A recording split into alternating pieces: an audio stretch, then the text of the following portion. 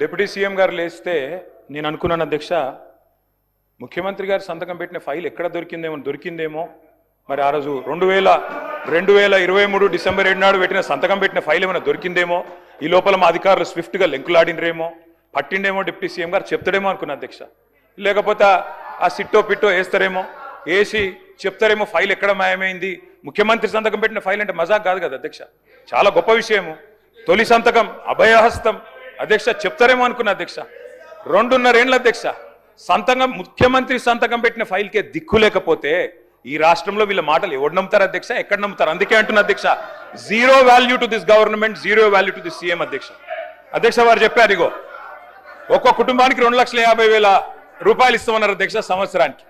అధ్యక్ష 1,10,00,000 కుటుంబాలకు తెల్ల రేషన్ కార్డులు ఉన్నాయి. మరి ఆ లెక్కన ఒక్కొక్క కుటుంబానికి 2,50,000 రూపాయలు ఇస్తే, వారు ఫైనాన్స్ మినిస్టర్ కూడా, వారేం ఆషామాషి మనిషి కాదు, ఫైనాన్స్ మినిస్టర్. వారు చెప్పే ప్రతి మాటకి వజన్ ఉంటుంది, విలువ ఉంటుంది. మరి 1,10,00,000 కుటుంబాలకి 2,50,000 రూపాయల చొప్పున మరి ప్రభుత్వం కనుక వెల్ఫేర్ రూపంలో 4,000 పెన్షన్లు, తర్వాత వారు చెప్పినట్టు ఇవన్నీ కూడా ఇంకా చాలా ఉన్నాయి అధ్యక్ష, చదువుమంటే చదువుతా. ఇవన్నీ ఇచ్చిన మాట వాస్తవమే అయితే 2,75,000 కోట్ల బడ్జెట్ కావాలి అధ్యక్ష. 2,75,000 కోట్లు దీనికే. ఏది ఈ 2,50,000 కుటుంబానికి ఇవ్వాలంటే, 1,10,00,000 ఇవ్వాలంటే ఇచ్చి ఉంటే, మీరు చెప్పినట్టు బట్టి విక్రమార్క గారు చెప్పిన దానిలో అనుమాత్రమైన వాస్తవం ఉంటే 2,75,000 కోట్లు మీరు ఈ లోపల సంవత్సరానికి ఇచ్చి ఉండాలి. ఇచ్చారా అధ్యక్ష? చెప్పగలరా బడ్జెట్లో?